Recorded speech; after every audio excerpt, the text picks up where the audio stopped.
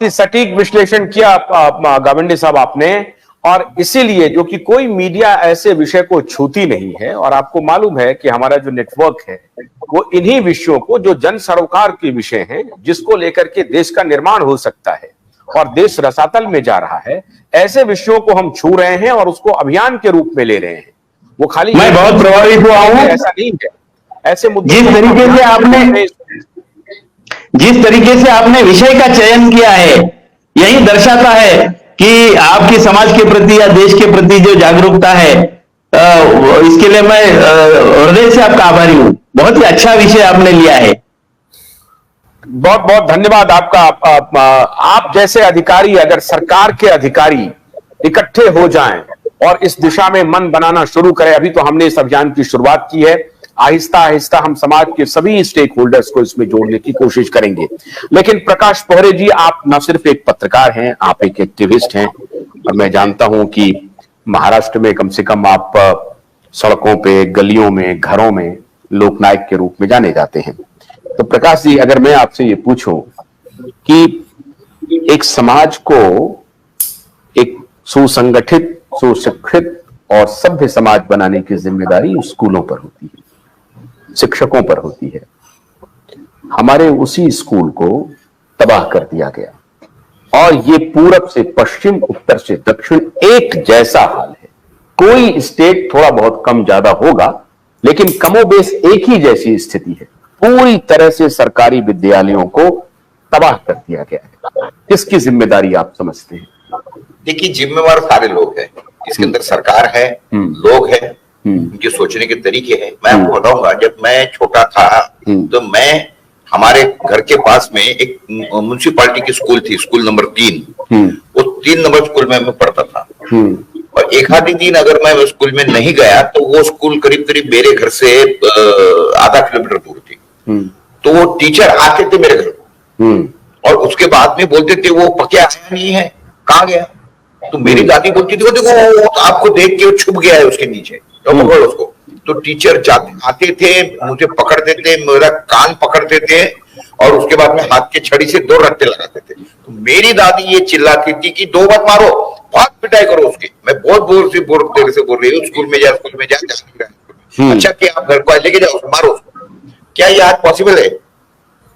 कोई अगर टीचर बच्चे के ऊपर हाथ उठाता है तो आपको पता है क्या हो जाता है?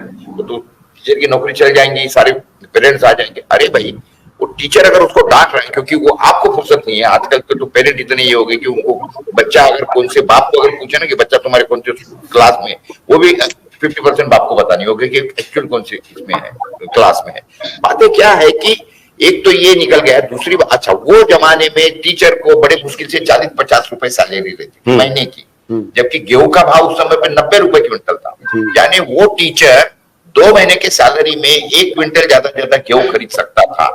आज टीचर की सैलरी कितनी है? करीब करीब 1 लाख रुपए सैलरी है, गेहूं की कीमत 2000 है। यानी वो आज के घड़ी में 25 बोरे गेहूं के खरीद सकता है।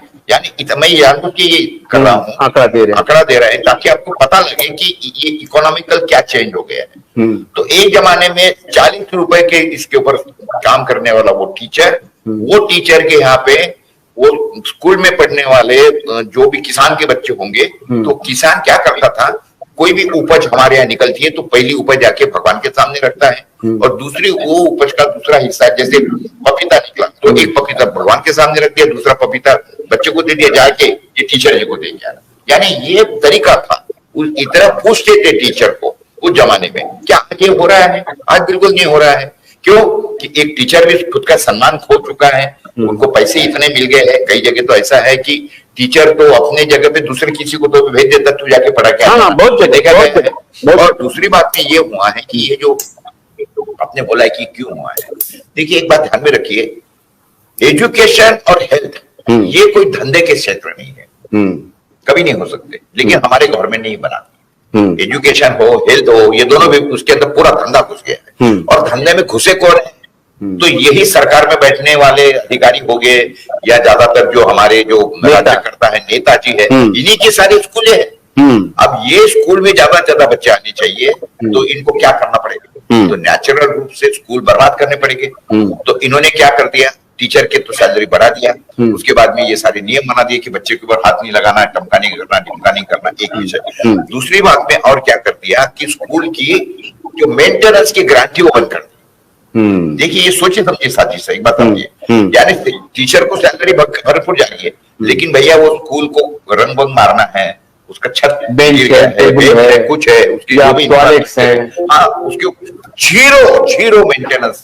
जीरो मेंटेनेंस ग्रांट जाती है, ताकि कोई अपने बच्चे को वहां भेजे ही। तो इतनी गंदी हो गई है कि जानवरों के, हमारे जो मेरे जो जानवर के गोठे हैं वो अच्छे हैं, जो गैया का गोठा है ना वो उससे अच्छा है, इतनी स्कूल खराब हो गई तो कौन भेजेगा। आज के घड़ी में मेरे घर में काम करने वाली जो बाई है वो बाई का लड़का भी मेरी पोती जो स्कूल में जाती है वही स्कूल में उसका भी, क्योंकि वो 4 जगह पे जाके 10 जगह पे जाके करती है कि मेरा बच्चा अच्छे स्कूल में पढ़े।